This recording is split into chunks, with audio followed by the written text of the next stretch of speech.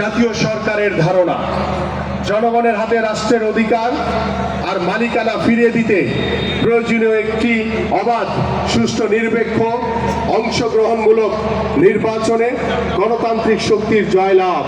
আর এরই পূর্ব শর্ত ও গণতান্ত্রিক ফ্যাসিস্ট সরকার অপসারণের আন্দোলনে সফলভাবে অংশগ্রহণকারী রাজনৈতিক দলগুলোর সমন্বয়ে একটি জনকল্যাণমূলক জাতীয় ঐক্যমত্যের সরকার প্রতিষ্ঠা। যে সরকারের রূপরেখা বাস্তবায়নের আমরা শহীদ রাষ্ট্রপতি জিয়াউর রহমানের 19 দফার কর্মসূচির বিষয়গুলো নিয়ে সকলেই আমরা অবগত রয়েছি। বাংলাদেশের মাটি ও মানুষের নেত্রী, বাংলাদেশের আপসের নেত্রী, দেশনেত্রী বেগম খালেদা জিয়ার যে ভিশন দিয়েছিলেন 2030 সালে, সেই ভিশন সম্পর্কে আমরা অবগত রয়েছি।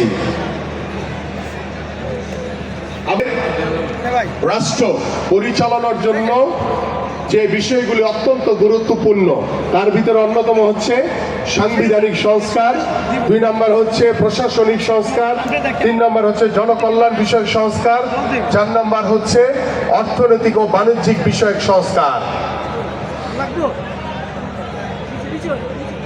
ব্যক্ত হয় রাষ্ট্রীয় মূল এই সংস্কার কর্মসূচির অন্যতম লক্ষ্য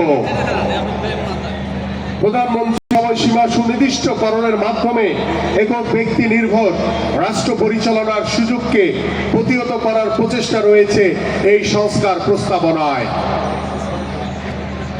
এসবের বাহিরে অতি গুরুত্বপূর্ণ জনকল্যাণ নিশ্চিতকরণ, অর্থনৈতিক ও বাণিজ্যিক বিষয়ক যুগোপযোগী সংস্কারের পাশাপাশি নারীর ক্ষমতায়ন, পরিবেশের সুরক্ষা, সর্বজনীন স্বাস্থ্য ব্যবস্থা নিশ্চয়তা, শিক্ষা ব্যবস্থার কার্যকরী আধুনিকায়ন, শিক্ষার্থীর প্রতিযোগিতার সক্ষমতা বৃদ্ধি, যুব সমাজের কর্মসংস্থান ও দক্ষতা বৃদ্ধির বিষয়গুলো গুরুত্বের সাথে সংস্কার অগ্রাধিকারে রয়েছে।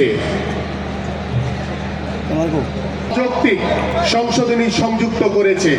প্রস্তাবিত সংবিধান সংস্কার কমিশন সেই সব বিতর্কিত সাংবিধানিক সংশোধনী ও পরিবর্তনগুলো পর্যালোচনা করে জনমতের প্রতি শ্রদ্ধাশীল থেকে জনগণ ও রাষ্ট্রের জন্য নির্বাচিত আইনসভায় পর্যালোচনা অনুমোদনের জন্য অত্যাবশ্যকীয় সাংবিধানিক সংস্কার প্রস্তাব করবে।